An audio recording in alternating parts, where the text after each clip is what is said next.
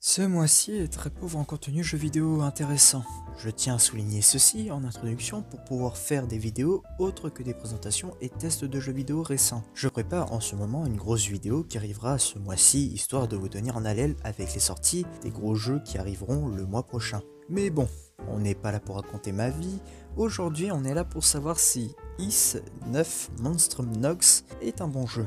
Suite à la démo française sortie ce lundi, j'étais un peu curieux de savoir un peu plus sur ce jeu. Par la même occasion, je me suis concocté la version japonaise pour connaître un peu plus sur l'histoire du jeu. Je vous invite à voir le let's play de Nippon Games qui est correct. Par contre, je vous souhaite une bonne connaissance en japonais pour comprendre un peu l'histoire du jeu. Mais bref, je m'égare et aujourd'hui on va tester Ys 9 Monstrum Nox. Est-il à la hauteur de son prédécesseur? C'est à quoi nous allons répondre dans cette vidéo.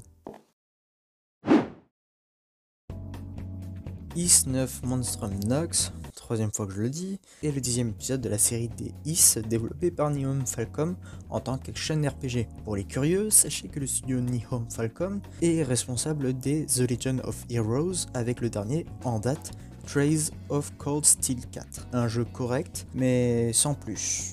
Dans lequel, graphiquement, c'est pas terrible. Mais quand on voit ça et que ça sort sur PS4, oula, ça pique les yeux.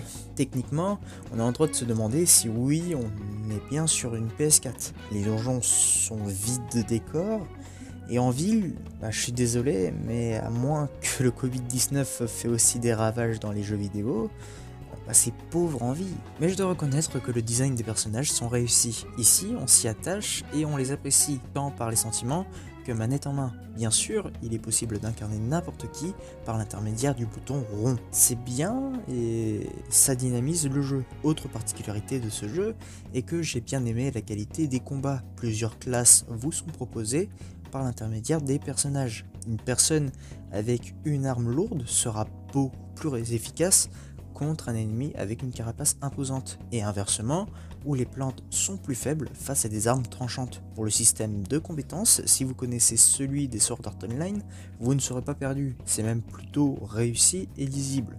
Vous appuyez sur R1 et vous avez le panel des choix entre triangle, rond, carré ou croix. RPG oblige, vous avez des compétences à débloquer, que ce soit passive ou active. Pour terminer sur le point sur le gameplay, vous avez un système de loot et de craft à votre disposition. Le système d'équipement reste lisible et montre qu'un jeu est bien, pas parce qu'il a de beaux graphismes, mais parce qu'il a une bonne interface à la fois facile et compréhensible.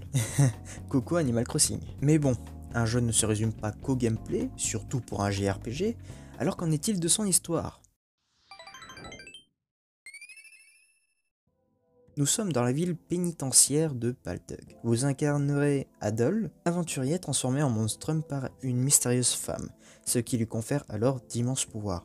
L'aventurier doit faire la lumière sur les secrets de cette sombre ville et affronter les créatures démoniaques qui pullulent dans la nuit de Grimwall. Côté synopsis, on se rapproche de l'histoire du manga Akame ga Kill, que je vous conseille de lire. Et pour revenir au jeu, soit vous êtes un fan hardcore de la série, et donc vous ne raterez en aucun cas le dernier épisode, qui est bien, soit vous faites partie de ces gens qui détestent quand c'est mal animé. Attention, je n'ai pas dit que l'histoire était nulle, et c'est même le contraire, il est captivant et prenant.